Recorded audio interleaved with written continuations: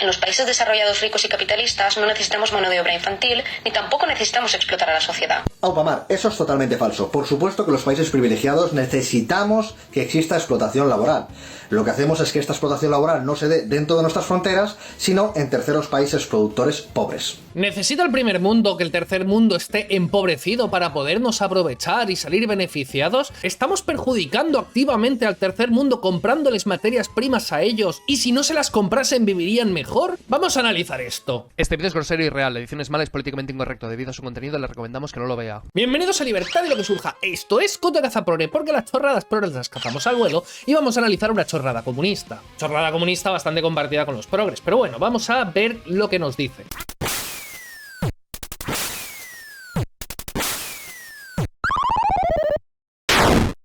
Como bien sabrás, en España y en otros países europeos de esta boyante Europa capitalista se está dando un proceso de precarización laboral que hace que las nuevas generaciones tengan un futuro mucho más aciago que el de sus padres y abuelos. Ellos podían formar una familia, comprarse una casa, incluso comprar una casa de veraneo y tener un nivel de vida que las nuevas generaciones no pueden tener. Me hace gracia lo rápido que les sale a los comunistas y progres el concepto de que con Franco se vivía mejor. O sea, en el fondo lo que está diciendo es eso. Yo opino que no, ellos opinan en el fondo que sí. Si estas personas consiguen tener un mínimo de vida digno, es gracias en muchos casos a un mercado low cost.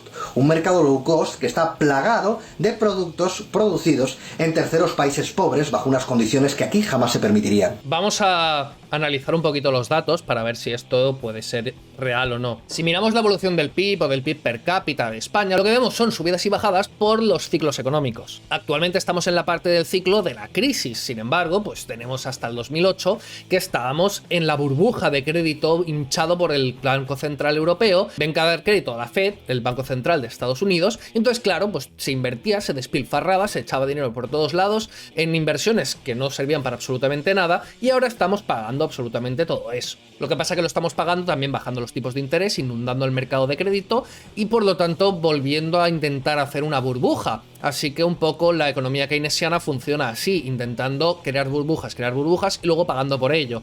Ahora no es que la economía vaya peor porque pues tenemos una generación que ha precarizado todo, sino porque estamos pagando los excesos del pasado. Estamos en una etapa de la burbuja de depresión. Además a esto habría que sumarle un endeudamiento masivo que nos han hecho los gobiernos para, pues bueno, despilfarrar y despilfarrar. Si es que ahora estamos pagando por todos lados, pues los despilfarros que ha habido. Y a esto se le suma que hemos pasado de unos estados que quitaban el 10% del PIB aproximadamente a unos que están ahí, pues 40-50% de lo que producimos. Evidentemente, si solamente quitas el 10%, es lógico que puedas mantenerte a ti mismo, pues a tu pareja y demás. Y si quitas el 50%, pues obviamente necesitas que los dos de la pareja pues trabajen, porque 50 más 50 aproximadamente, pues te da ese 100% aproximado que había antes. Vamos, no es que la economía capitalista haya destruido el tejido productivo y la economía y el salario y todo eso. No, es que tenemos un gobierno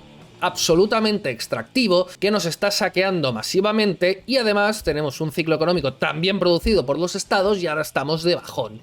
Así que, bueno, dudo bastante de lo que ha afirmado esa persona.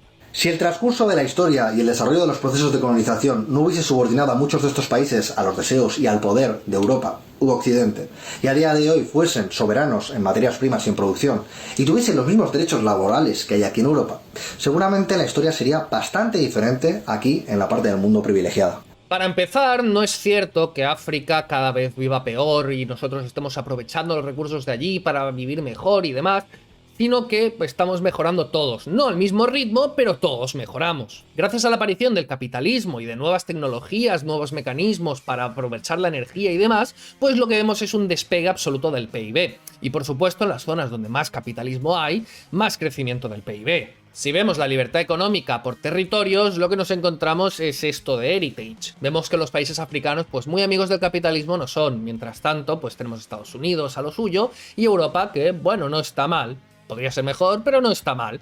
Y Asia, pues medio tirando para mal, exactamente igual que Sudamérica. ¿Y por qué está mejorando todo pese a que estamos saqueando y extrayendo los recursos de África? Vamos a explicar un poquito de economía básica. Los bienes y los recursos de un país pueden ser usados tanto para ahorrar como para invertir. Hablo tanto de materias primas como de materias elaboradas, como de productos finales, como del propio dinero. Es decir, vender tus productos básicos, tus recursos y tal, lo que haces es intercambiarlos por dinero, así que sigues teniendo recursos, sigues teniendo la misma capacidad adquisitiva aunque hayas intercambiado productos básicos por dinero. Entonces, todo ese dinero, productos o recursos que puedas tener, los puedes usar de dos maneras, tanto consumiéndolos como invirtiéndolos. También puedes ahorrarlos, pero eso ya es otro tema más elaborado que, bueno, ahorrar lo que suele hacer es que baje el precio del préstamo, por lo tanto tiende a invertirse más.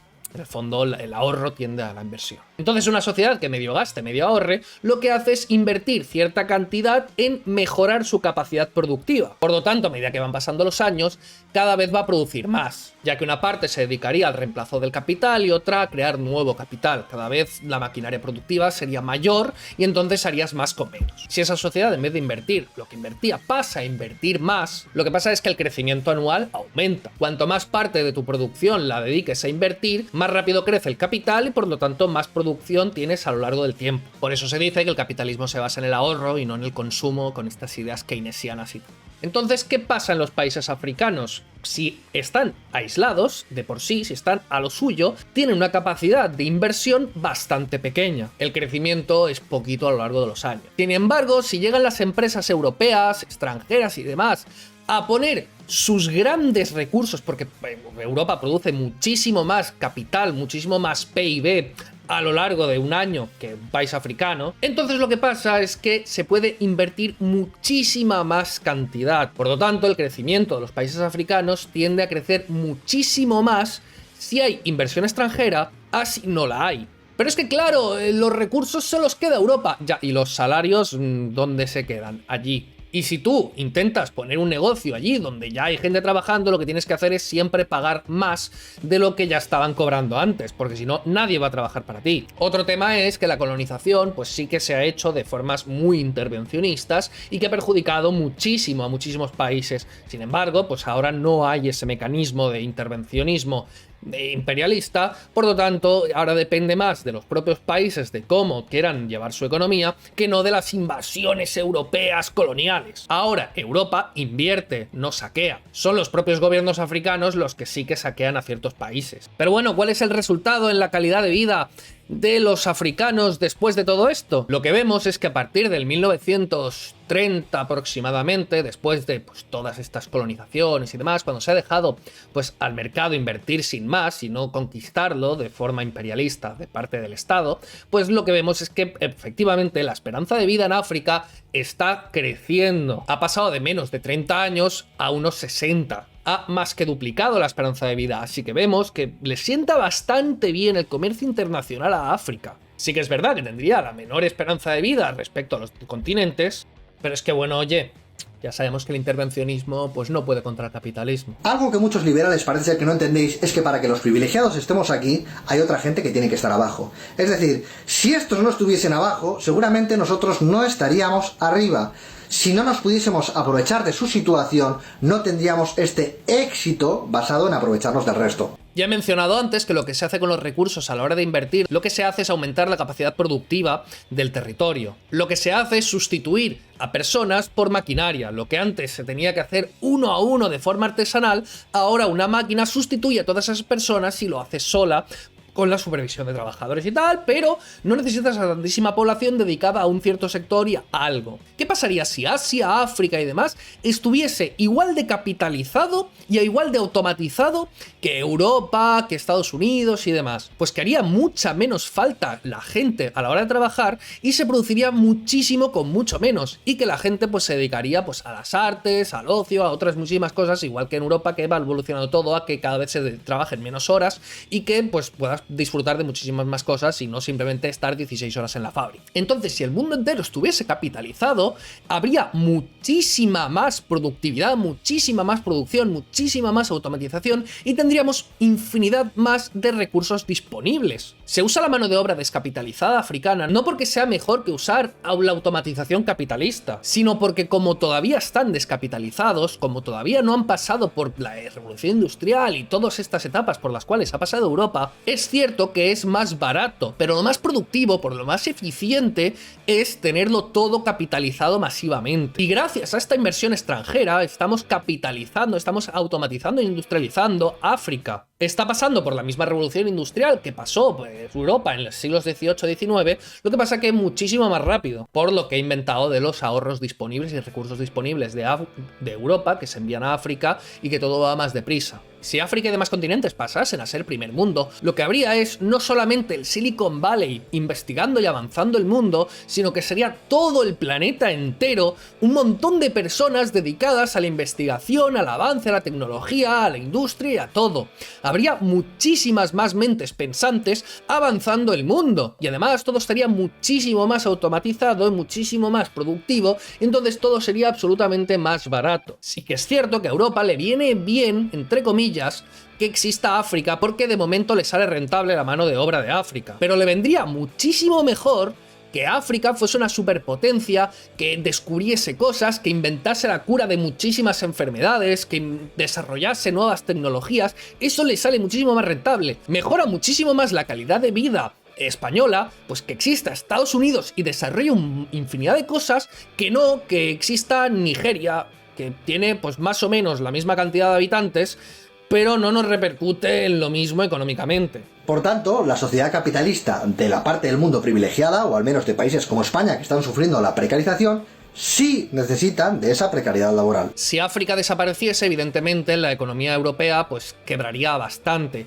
Sin embargo, si se desarrollase masivamente, mejoraría muchísimo la economía europea. Porque si esa precariedad laboral, si esa falta de derechos, si esas condiciones infrahumanas de fabricación no se diesen, los españoles, los portugueses, los griegos y seguramente los habitantes de varios otros países capitalistas que están teniendo problemas con su empleo, no tendrían acceso a una cantidad de mercancías que hoy tienen acceso y por tanto su nivel de vida sería claramente inferior. Si los derechos laborales y todo el tema del empleo y recursos y tal en África fuese como en Europa, o sea, se exigiesen las mismas condiciones laborales y demás, nadie invertiría en África, ni siquiera los propios africanos, porque nadie podría, pues, pagar esos sueldos allí. La productividad allí es tan baja que los sueldos son impensables allí. ¿Para qué vas a contratar a un africano y trasladar allí absolutamente todo con los riesgos que eso supone? Si invirtiendo aquí tendrías todo mucho más rentable, mucho más seguro, mucho más tranquilo. Entonces nadie invertiría allá. Entonces, si impusieras las condiciones laborales allí que tenemos aquí, no podrían trabajar porque ellos mismos no tienen suficiente productividad, suficientes recursos, suficiente automatización como para tener la productividad de aquí. Y desde aquí no se invertiría allí porque no saldría rentable. Porque los trabajos que se pueden hacer allí son de muy bajo valor añadido, porque no están capitalizados. Nosotros gozamos de un privilegio que están pagando personas que no vemos pero que existen. Nosotros colaboramos y cooperamos con el tercer mundo, nosotros invirtiendo allí, creando puestos de trabajo, creando salarios allí y también beneficiándonos de lo que producen allí. Estamos mejorando la calidad de vida de los africanos mientras mejoramos nuestra calidad de vida. Es un doble win. Si Europa se llevase todas las fábricas y todas las inversiones que tiene allí, empeoraría muchísimo la vida allí. Y ahora muchos me vendréis con el cuento de que claro, ahora toda esa gente de esos países vive mejor que cuando vivían economías de subsistencia, porque tienen acceso a un mayor nivel de vida gracias a que sus economías han mejorado. Bien, vamos a esperar a que pase el tiempo y a ver cómo se paga la factura medioambiental de todas las atrocidades que se han hecho a la hora de producir en esos países y cómo se paga la factura sanitaria de todas esas personas que se han estado envenenando trabajando en condiciones infrahumanas.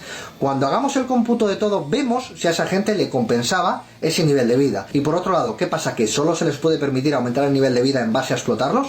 ¿No se les puede ayudar de otra manera? ¿No se puede planificar la economía para que todo el mundo pueda vivir un poquito mejor? Pregunto. En otro vídeo te contesto luego a la barbaridad de afirmar que es el capitalismo el único responsable del aumento del nivel de vida en el planeta. Un saludo. Sí, un saludo. Nos vemos.